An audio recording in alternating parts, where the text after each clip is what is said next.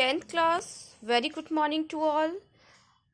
हम लोग किस चैप्टर के बारे में पढ़ रहे थे? लाइफ प्रोसेस के बारे में पढ़ रहे थे। आज लाइफ प्रोसेस में हमारा टॉपिक क्या है?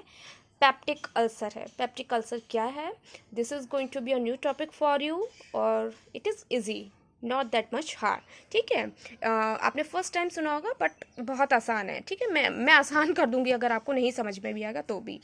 ये एक डिसऑर्डर होता है जिसमें म्यूकस मेम्ब्रेन जो है स्टमक का, वो क्या हो जाता है? कॉरोडेड हो जाता है, जिसकी वजह से एसिड का इफेक्ट जो होता है, कॉरोडेड मतलब गल जाएगा, और जिसकी वजह से यहाँ पे एसिड का इफेक्ट जो होता है स्टमक वॉल्स पे पहुँच जाता है, जिसकी वजह से यहाँ पे क्या हो जाती है?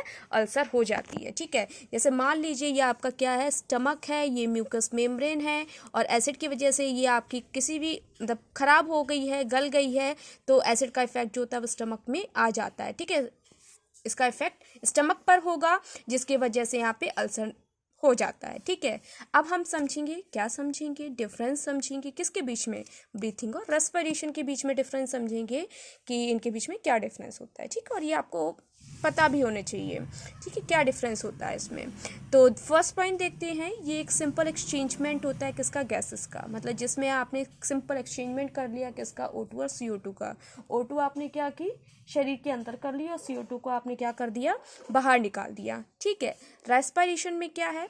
It is intake of O2। ठीक है, आपने O2 को शरीर के अंदर किया, लेकिन आपने O2 को यूज़ किया किसके लिए? यूज़ किया फूड को ऑक्सीडाइज करने के लिए यूज़ किया। और जब आपने फूड को ऑक्सीडाइज किया तो उसमें से क्या होता है? यहाँ पे CO2 निकलेगी और एनर्जी निकलती है in the form of ATP।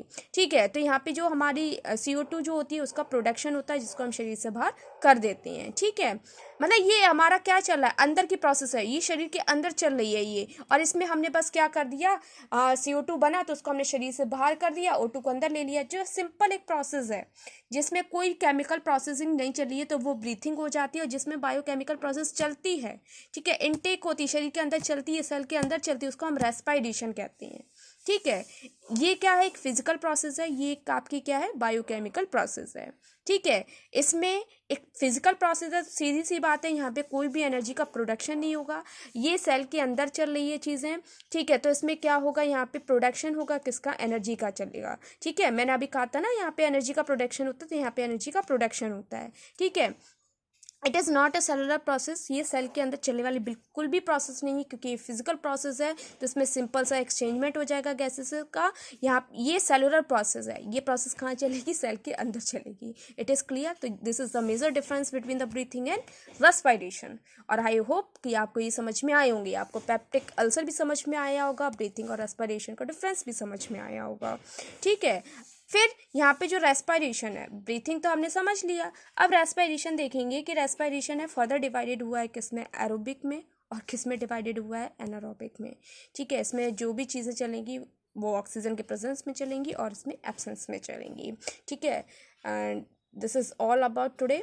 और हम क्या करने वाले हैं, अब इस चीज़ को हम कल कंटिन्यू करेंगे, और आज के लिए इतना ठीक है।